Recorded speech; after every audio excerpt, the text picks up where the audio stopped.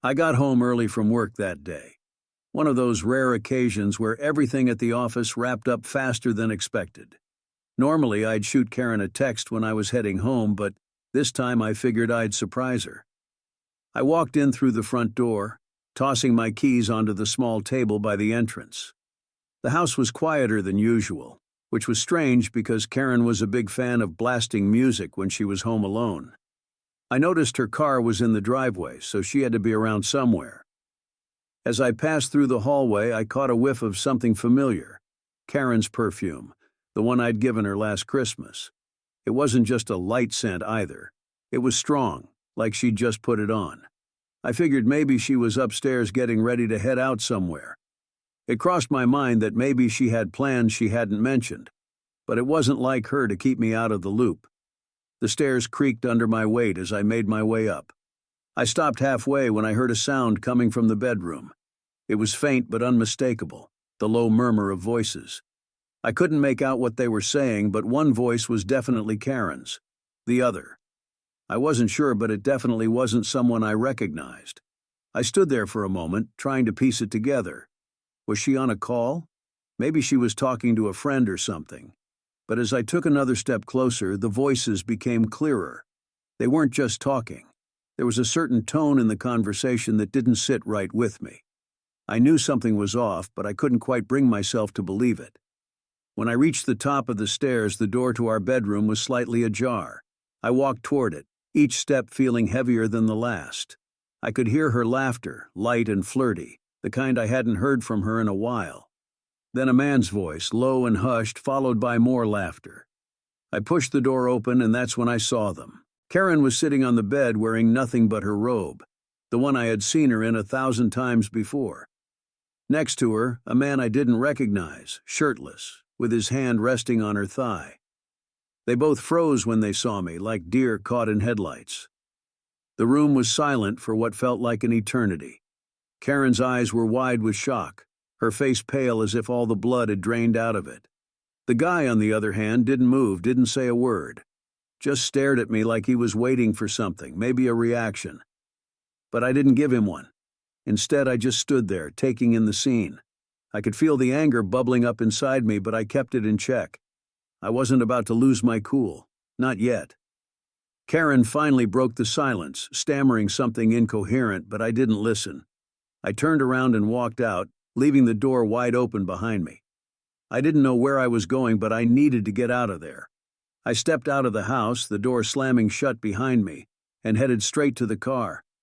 I sat in the car trying to get a grip on what I'd just seen. My hands were still gripping the steering wheel, but I wasn't going anywhere. I was too stunned, too confused, trying to piece together the mess in my head. Then my phone buzzed on the passenger seat, snapping me out of it. It was a text from Karen. "Hey, I'm thinking we should have something sweet for dinner tonight. What do you think?" I stared at the screen, my mind doing somersaults. Sweet for dinner? How could she act like nothing was wrong, like I hadn't just caught her with another man? The casualness of the message threw me off completely. I didn't know, and honestly, I couldn't even begin to guess what was going through her mind. But I sure as hell wasn't going to respond. I tossed the phone back onto the seat without replying. A few minutes passed and the phone buzzed again. Another message from Karen. "Are you busy now?" Busy? The nerve of her, I couldn't believe it. She was acting like everything was normal, like she hadn't just been caught red-handed. My anger flared up again, but I forced myself to stay calm. I wasn't going to play into whatever game she was trying to run here. Then, the phone started ringing. Karen was calling. I let it ring for a few seconds, debating whether to pick up or just let it go to voicemail. But I knew I had to face this sooner or later, so I grabbed the phone and answered. "Why are you ignoring me?" Karen's voice came through the line, sounding almost playful, like she had no idea what was going on. That pushed me over the edge. "Are you kidding me?" I snapped, unable to keep the anger out of my voice. There was a pause on the other end. "What are you talking about?" she asked, but her tone had changed. There was a hint of confusion, or maybe it was fear. I couldn't tell, and I didn't care. "I saw you, Karen. I saw you with that guy in our bed," I said, my words sharp, each one cutting deeper as I spoke. There was silence on the other end for a few seconds, then she finally spoke up, but her voice was different now. Calm, too calm. "What are you talking about? I'm not even home yet," she said, as if that was supposed to clear everything up. The audacity of it almost made me laugh. "I was there, Karen. I walked in and saw you," I replied, my patience running thin. Another pause, longer this time. When she finally spoke again, her voice was tight, like she was struggling to keep it together. "You must be confused. I'm still at work. I haven't been home since this morning."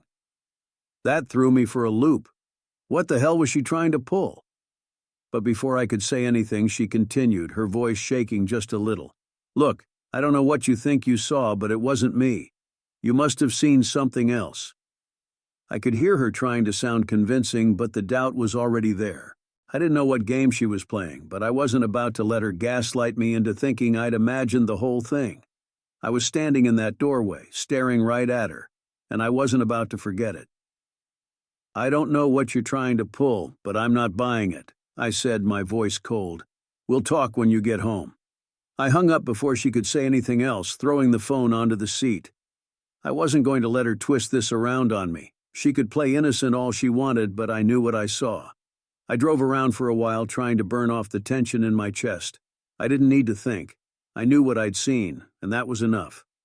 But sitting in that car wasn't doing me any good, so I headed back home. The sun was starting to dip low in the sky as I pulled into the driveway. Karen's car was still there, but the house was quiet when I walked inside. I stepped into the living room, the emptiness of the place almost mocking. There was no sign of her, and the silence felt heavy, almost like it was waiting for something. I checked the bedroom, empty. The bed looked like it hadn't been touched since I'd left. I stood there for a moment, taking it in. The sheets were neatly made, everything in place, like nothing had happened. But I knew better. I headed back downstairs and decided to wait. Karen had said she was at work, but I knew that was a lie. I didn't have to wait long before I heard the front door open. Karen walked in, dressed in her usual work clothes, looking as put together as ever. She froze when she saw me standing in the middle of the living room, her eyes widening just a bit. "You're back," she said, forcing a smile. "I was just about to call you again." I didn't respond, just watched her as she slipped off her shoes and hung up her coat, acting like nothing was wrong. She walked over, still smiling, but there was something off about it. Too much effort behind it. "I don't know what's going on with you today," she started, her voice steady. "But I've been at work all day. I don't know who you think you saw, but it wasn't me." She met my eyes, trying to sell the lie, but it wasn't sticking. I didn't say anything, just let her words hang in the air. She was good, too good at keeping it together, but I wasn't about to let her twist this around, not after what I saw. She moved closer, reaching out to touch my arm, but I stepped back, keeping the distance between us. Her hand dropped, and for a split second I saw something flash in her eyes, something she quickly hid behind that calm facade. "I'm telling you the truth," she insisted, her voice firm. "You must have seen someone else. I don't know who, but it wasn't me." I just stood there, letting her talk. I wasn't going to argue or get into a back and forth. I knew what I needed to do, and it didn't involve getting dragged into her web of lies. Karen kept talking, trying to smooth things over, but I wasn't listening anymore. Finally, she stopped, waiting for me to say something. But I had nothing to say. Not yet. I turned and walked out of the room, leaving her standing there, still trying to hold on to whatever story she'd come up with. Karen showed up about an hour later, just as I was sitting in the living room, replaying everything in my head.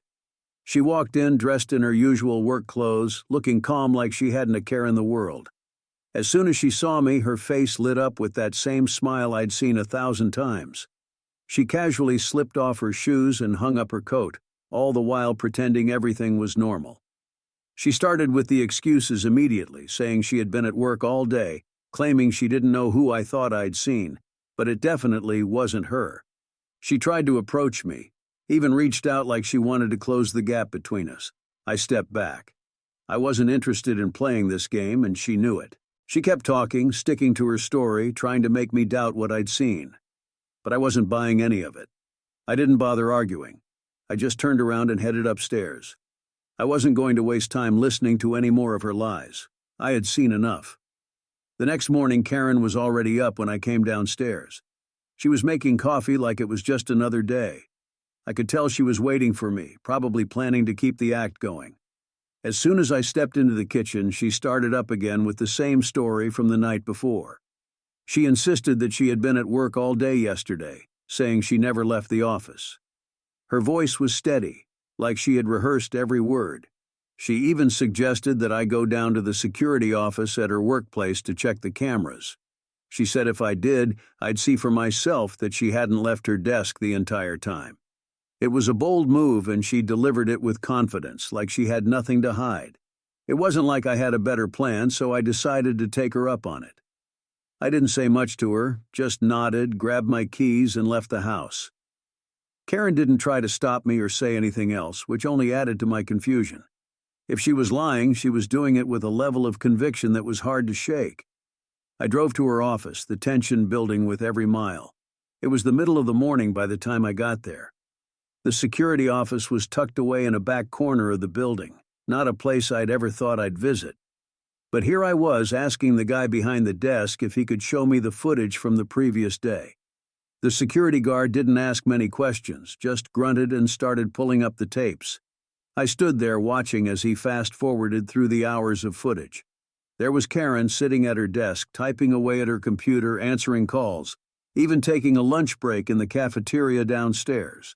I kept waiting for something to happen, for her to get up and leave, but she never did.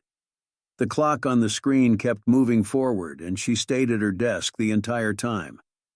By the time the footage reached the end of the day, she was still there, packing up her things before heading out of the office.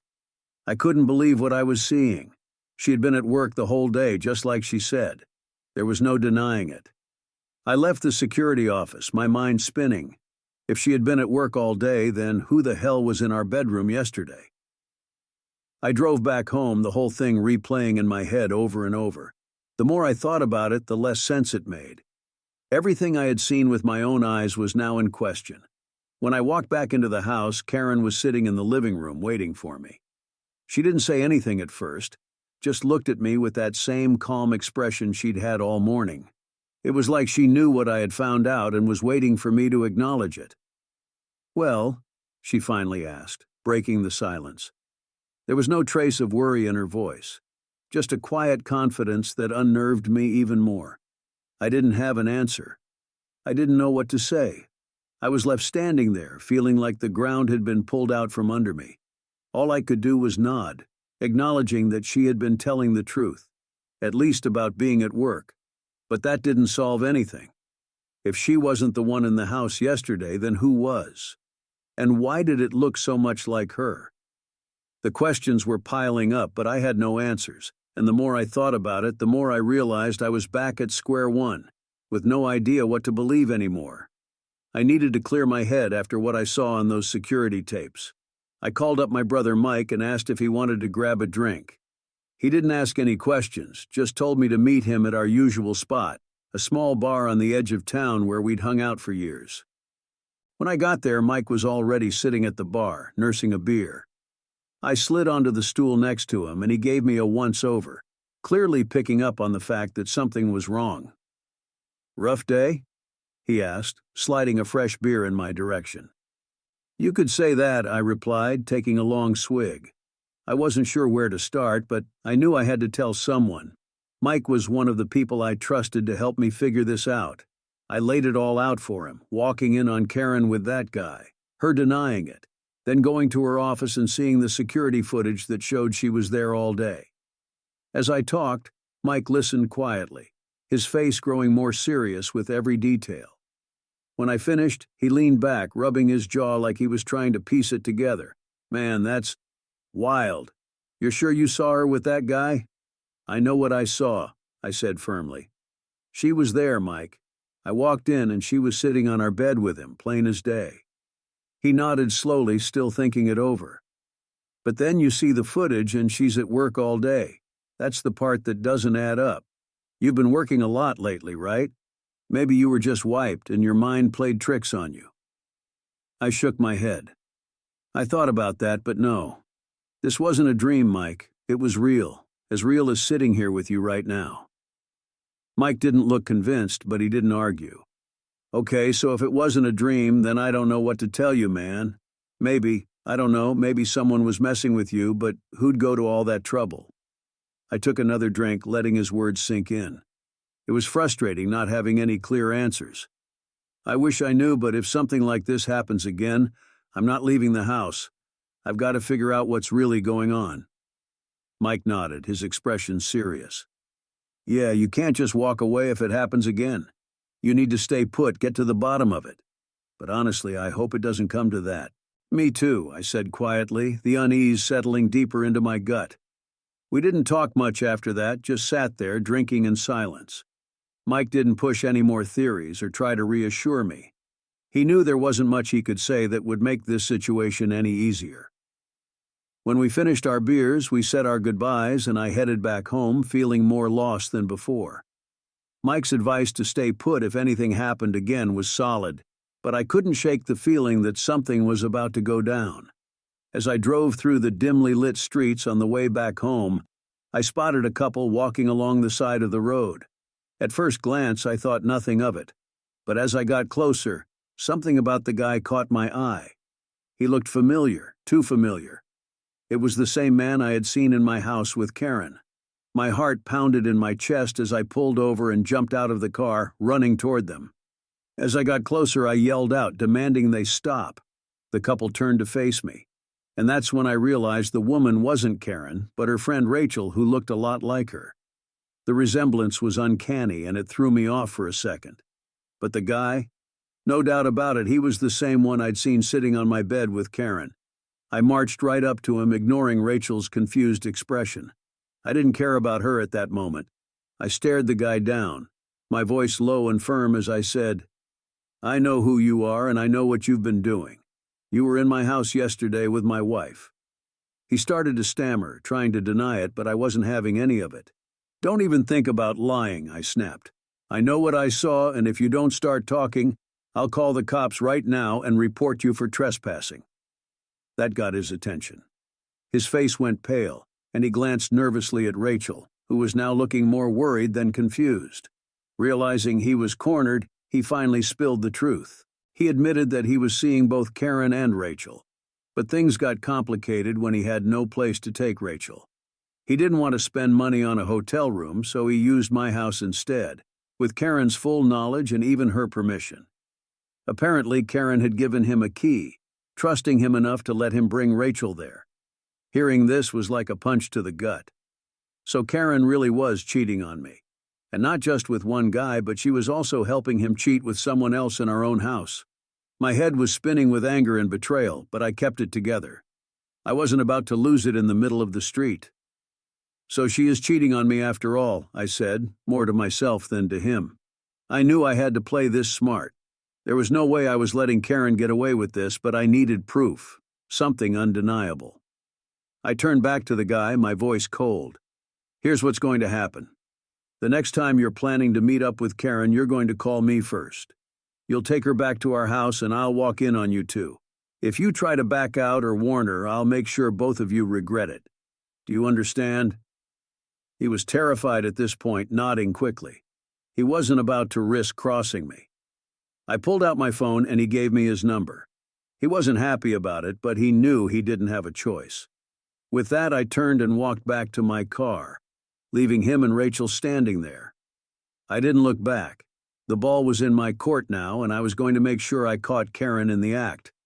I waited those few days on edge, knowing that sooner or later, I'd get that call. When it finally came, it was late afternoon. I was at work trying to keep myself busy, but my mind was anywhere but the office. The phone buzzed on my desk, and I saw the number flash across the screen. It was him. He sounded nervous, like he knew he was crossing a line he shouldn't, but he told me straight out that Karen and he had planned to meet up that evening. They'd be at my house around 6, expecting me to still be at work. I kept my voice steady, told him I'd be there, and ended the call. He didn't ask any questions, and I didn't offer any answers. I made up an excuse to leave work early, telling my boss that something urgent had come up. It wasn't like me to leave before the end of the day, so I knew I'd need a good reason, but I wasn't about to let this chance slip by. The drive home felt longer than usual, each mile dragging on as I played out different scenarios in my head. I parked a few blocks away from the house, making sure I wouldn't be seen. I sat in the car, watching the minutes tick by on the dashboard. Every sound outside made me tense up, but I stayed focused. Just before 6, a car pulled up to my driveway. My heart pounded as I saw Karen step out of the passenger side, the guy following right behind her. They didn't waste any time, heading straight for the front door. Karen looked around, checking that the coast was clear, before unlocking the door and stepping inside. Once they were in, I moved quickly. I knew they'd expect me to be at work, so I had the element of surprise. I crept up to the house, sticking close to the walls, and made my way to the side window. From there, I could see into the living room. Karen was already on the couch, her shoes kicked off, jacket draped over the armrest. She looked comfortable, like she'd done this 100 times before. The guy was pacing nervously, clearly on edge. I crouched down by the window, watching as they talked. Karen seemed at ease, laughing at something he said, while he kept glancing around, like he was waiting for the other shoe to drop. I knew I couldn't wait much longer. I wanted to catch them off guard, and I knew just how to do it. I walked to the front door and stepped inside. The sound of the door opening made them both freeze. Karen's smile disappeared as soon as she saw me standing there. Her eyes went wide, panic flashing across her face. The guy looked like he was ready to bolt, but he didn't move. "What the hell are you doing here?" Karen demanded, trying to sound in control, but I could hear the fear in her voice. She was scrambling to make sense of what was happening, but I wasn't interested in hearing her excuses. I walked straight toward the guy, ignoring Karen's questions. I asked him how long this had been going on, how long he'd been sneaking into my house thinking he could get away with it. Karen tried to cut in, saying something about how I didn't understand, but I wasn't listening. I kept my focus on him.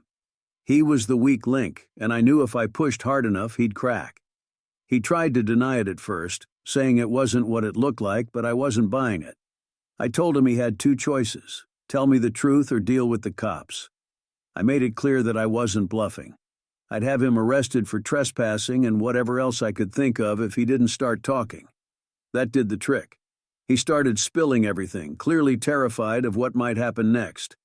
He admitted that he'd been seeing Karen for a while, sneaking around behind my back. He also confessed that Karen had given him a key to the house, trusting him enough to let him come and go as he pleased. But what really set me off was when he admitted that Karen wasn't the only one. He'd been seeing Rachel, too. And when they didn't have anywhere else to go, they'd use my house. He said they hadn't meant to disrespect me, that it was just convenient, but his words only fueled my anger. Karen sat there in silence, her face pale as he talked. She knew there was no way out now, no way to explain this away. She had crossed a line that couldn't be uncrossed, and she knew it. I didn't let Karen interrupt. She was clearly in shock, realizing that everything was unraveling. She had nothing to say that could fix this, and she knew it. The guy tried to defend himself weakly, saying that he hadn't meant for things to get so out of hand, that it was just supposed to be a fling. But his excuses only made me angrier. After getting everything out of that guy, I was done. The anger had built up to a point where I knew I needed to act, not just stand there and let them squirm. I pointed at the door and told him to get out. He hesitated for a moment, probably trying to figure out if I was serious, but I made it clear I wasn't playing around. "Go have fun with Rachel," I said coldly. "At least she's not married." He didn't need any more convincing. He scrambled to his feet and bolted for the door. I watched him go, the sound of the door slamming behind him echoing through the house. Good riddance. With him gone, I turned to Karen. She was still sitting there, looking stunned, like she couldn't believe this was happening. I didn't give her a chance to speak. I walked right up to her, standing over her as she looked up at me, her eyes wide with fear and desperation. "You're leaving," I said, my voice flat, no room for argument. "Get out of the house, right now." She started to protest, trying to plead with me. She said she didn't have anywhere to go, that we needed to talk this through. But I wasn't interested in hearing anything she had to say. I cut her off, repeating myself, louder this time. "Get out, now." There was a moment where she looked like she might try to push back, But then she realized I wasn't going to change my mind. Her shoulders slumped in defeat and she got up from the couch. She grabbed her jacket, moving slowly like she was hoping I'd soften up if she took her time. I didn't. I just stood there watching her every move, making sure she knew this wasn't negotiable. She tried one last time, her voice shaky, asking if she could at least stay until morning. I didn't budge. No, leave now. Realizing she had no choice, she nodded weakly and headed for the door. She opened it, hesitated for a second like she was going to say something, but then thought better of it. She stepped out and the door closed behind her, leaving me standing alone in the house that suddenly felt a lot quieter. The next morning, I didn't waste any time. I got up early, made a few calls, and by mid-morning I was at the courthouse, filing for divorce. There was no way back from this. Karen had made her choice and I had made mine. The anger hadn't gone away. If anything, it had only gotten stronger. Kicking Karen out and filing those papers felt like a start, but it wasn't enough. I needed to do something more, something that would leave a mark. I wanted her to feel the same betrayal, the same pain that she'd put me through.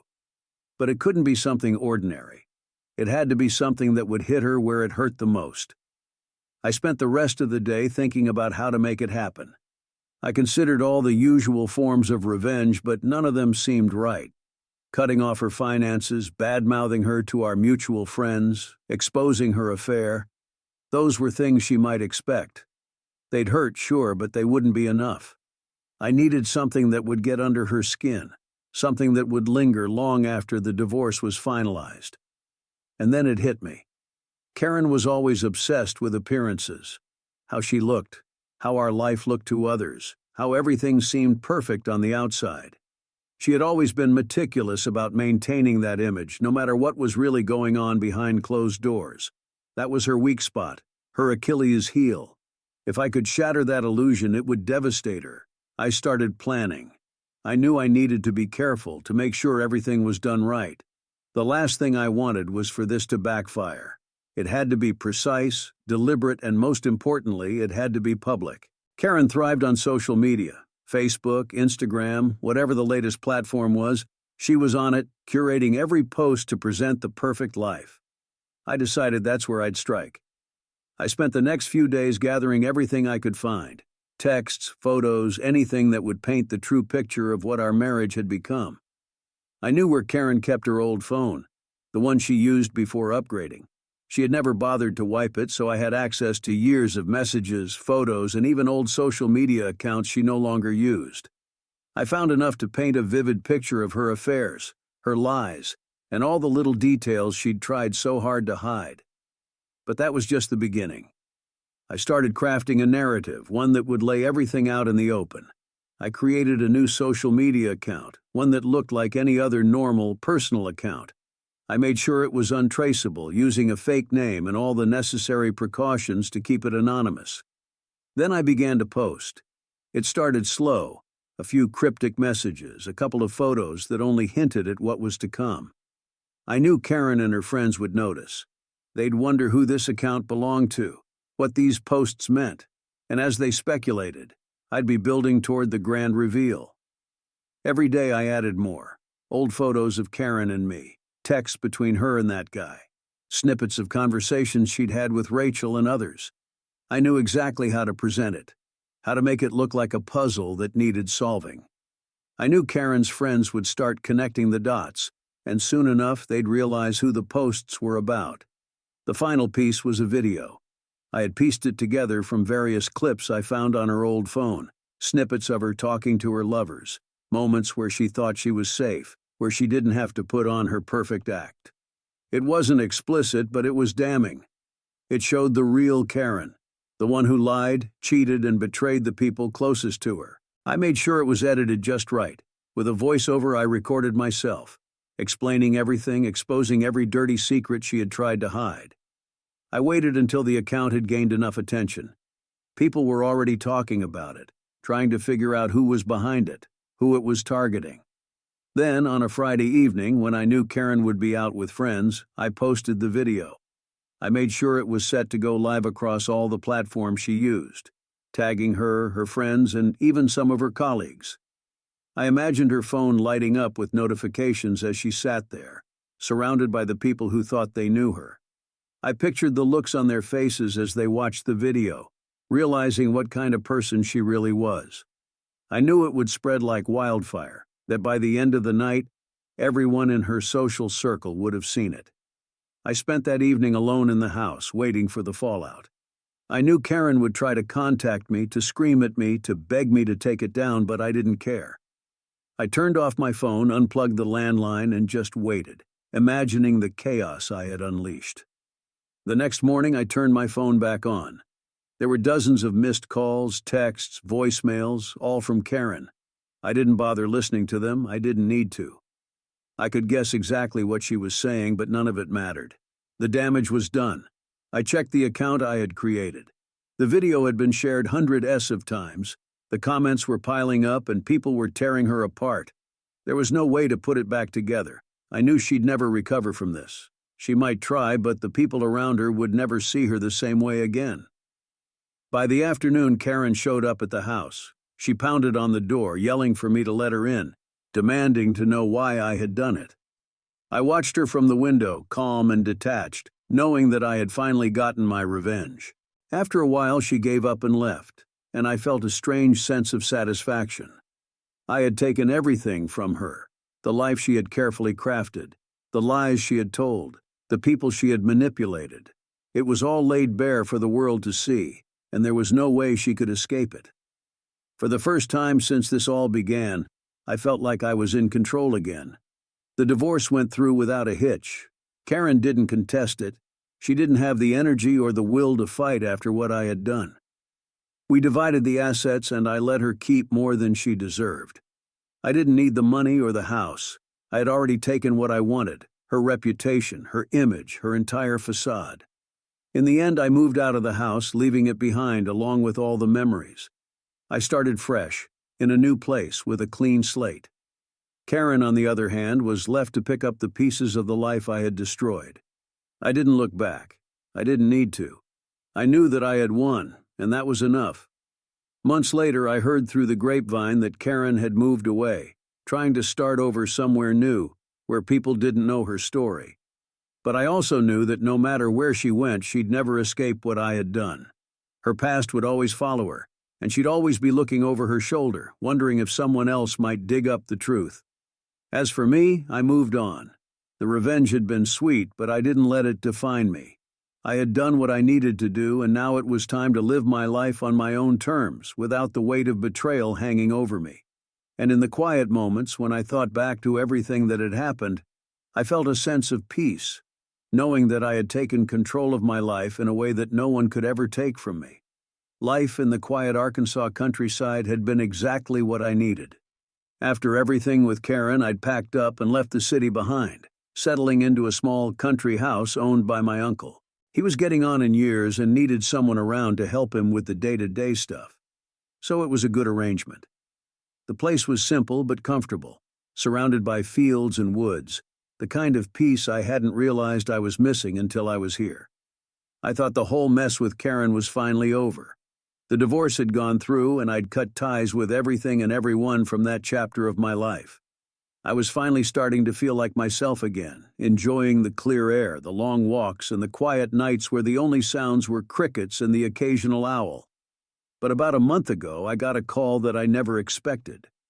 Rachel's name flashed on my phone screen, and it took me a second to even remember who she was. I hadn't saved her number, but I figured she must have saved mine back when we were all pretending to be one big happy group of friends, planning surprises for Karen's birthdays and other meaningless events. I almost didn't pick up, but curiosity got the better of me. When I answered, Rachel's voice was shaky, nothing like the confident woman I remembered. She didn't waste time on pleasantries, diving straight into why she was calling. Apparently, she and Karen had still been seeing that guy, the same one I'd caught in my house. Not that they were dating, it was just about the sex.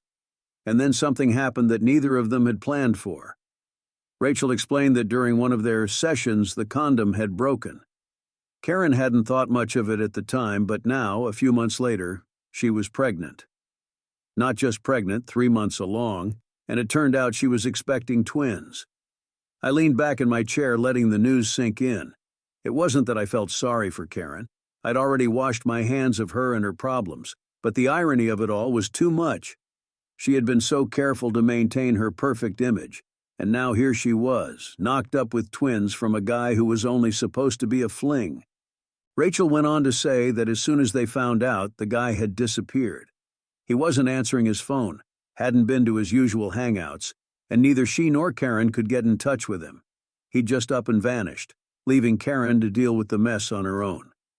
She wasn't asking for money, Rachel said, or for me to take Karen back. She knew that ship had sailed. But she was asking for my help to find this guy, to at least hold him accountable for what he'd done. As she spoke, I could hear the desperation in her voice. She wasn't just calling for Karen.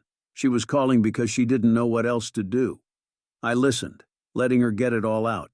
And when she was done, I took a deep breath and told her no.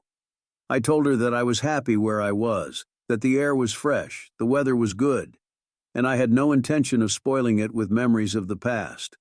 I hung up before she could try to convince me otherwise. A couple of days later, I was out on one of my usual walks, taking in the scenery, when a car pulled up next to me on the road. I glanced over and recognized the driver, Karen's father. He and I had never gotten along particularly well. He was the kind of man who always thought he knew better than everyone else, and we'd butted heads more than a few times. Seeing him here was the last thing I expected. Karen stepped out of the passenger side, and I almost didn't recognize her. She wasn't wearing her usual makeup, and her bright, flashy clothes had been replaced with something more subdued. Her belly wasn't that noticeable yet, but I could tell she was trying to hide it. For a moment, I just stood there, taking in the sight of her. It was strange seeing her like this, so different from the woman I'd known for years. She walked up to me, her eyes pleading, and I could tell she was about to launch into her pitch. Her father stayed in the car, not bothering to get out. We'd never been close, and I wasn't surprised he didn't want to come inside. I didn't say anything as Karen followed me back to the house. I opened the door and let her in. My uncle was in the living room reading his newspaper, and he looked up when we walked in. He recognized Karen immediately and smiled, always the kind one in the family. He greeted her warmly, but Karen only managed a weak smile in return. We sat down in the kitchen and Karen began to talk.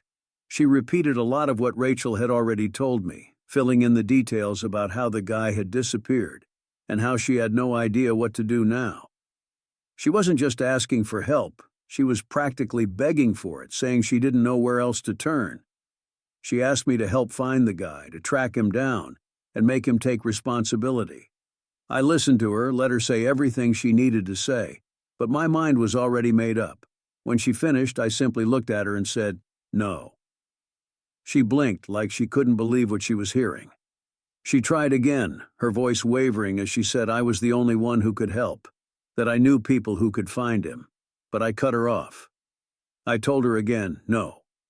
Karen's eyes filled with tears, but I didn't budge.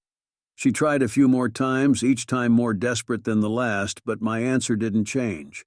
I wasn't going to get involved in this. I had moved on, and I wasn't about to let her drag me back into the chaos she had created. Finally, she realized I wasn't going to change my mind. She got up from the table, wiping at her eyes, and I followed her to the door. As she stepped outside, I held the door open and looked at her one last time. "Good luck, Karen," I said, my voice calm. "I hope you find happiness with your children." She didn't say anything, just nodded and walked back to the car. I watched as she got in and her father drove away. I stood there for a moment, watching the dust settle on the road, then closed the door behind me. In the month that followed, I never heard from Karen or Rachel again. I figured they were dealing with their mess in whatever way they could. I knew Karen would have her children in about 5 months, but that didn't change anything for me. Even if by some miracle I found it in myself to forgive her, I wouldn't go back. The children she was having weren't mine, and they'd always be strangers to me. That wasn't the life I wanted. The quiet, the simplicity, the serenity. It was all I needed. Lately, I've been thinking about renovating the house, making it more of a home. Maybe even finding someone, a devoted girlfriend, for instance, who could help take care of my uncle and share this life with me. There was no rush. I had all the time in the world. and for the first time in a long time, I was content.